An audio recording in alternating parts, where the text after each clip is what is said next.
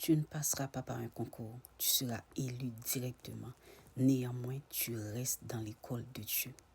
Je viens de regarder le film de Ruth et Boaz, qui est une adaptation biblique de l'histoire de Naomi qui avait perdu ses enfants, ses belles-filles. Dans le film, la personne qui joue le rôle de Boaz, il avait une énorme viticole qu'il a hérité de la mort de son papa. Il était le fils aîné. Il avait une cave à vin. Depuis 2017, il essayait d'intégrer le marché international, de faire partie de la cour des grands. Il a tout essayé. Ça n'a pas fonctionné. Un jour, il y avait quelque chose qui n'était pas bon dans le vin. Mais il était quelqu'un qui croyait en Dieu. Il y a plein de choses dans le film que j'aimerais vraiment partager, mais c'est vraiment cette partie. À un moment donné, Ruth, qui était un employé, qui était aussi sa petite amie, son fiancé dans le film, son manager voulait la tuer parce qu'elle devait quelque chose à son manager. Alors le manager est venu dans la zone où ils habitaient et il a mis feu dans la cave à vin.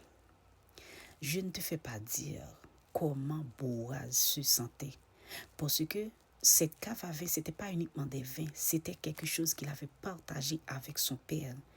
C'était la mémoire de son père. Donc, le faire entrer spécialement ce vin-là depuis 2017 qu'il voulait faire entrer dans la cour des grands, faire réaliser cet acte-là, c'est comme honorer la mémoire de son père. C'était extraordinaire. Ça comptait vraiment pour lui.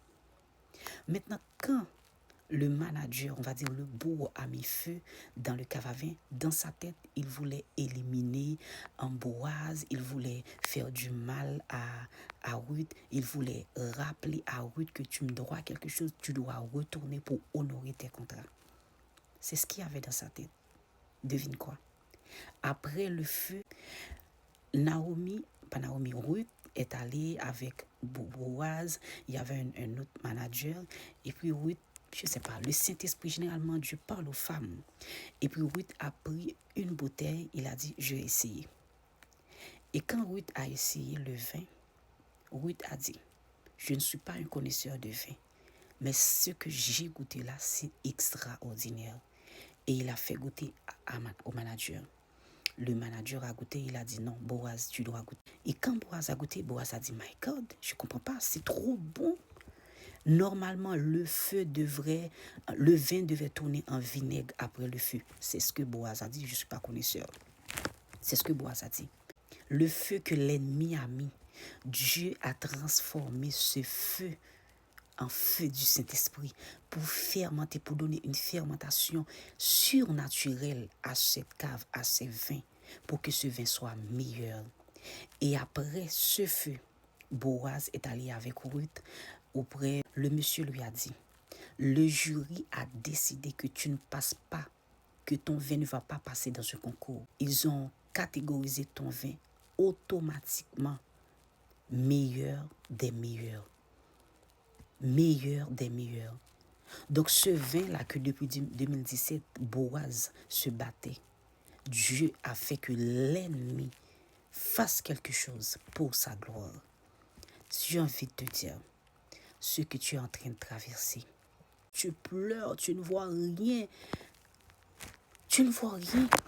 Dans le film, on voit que quand Boaz est sorti pour regarder la cave à vin, il voulait même entrer dans le feu. On voit qu'il était meurtri, qu'il était en train de souffrir. Et j'essaie d'imaginer la douleur. Mais derrière cette ultime souffrance, Dieu avait un plan extraordinaire. Donc il y a des choses que tu dois vivre avec Dieu. Tu dois passer par une épreuve ultime. Et tu dois rester fort. Parce que le plan de Dieu pour toi, c'est que tu ne passes pas par un concours que tout le monde passe, mais c'est de te faire devenir la meilleure, c'est de te faire devenir la référence. C'est ça le plan de Dieu pour toi. Mais tu dois passer à travers ce feu. Donc, n'oublie pas cela.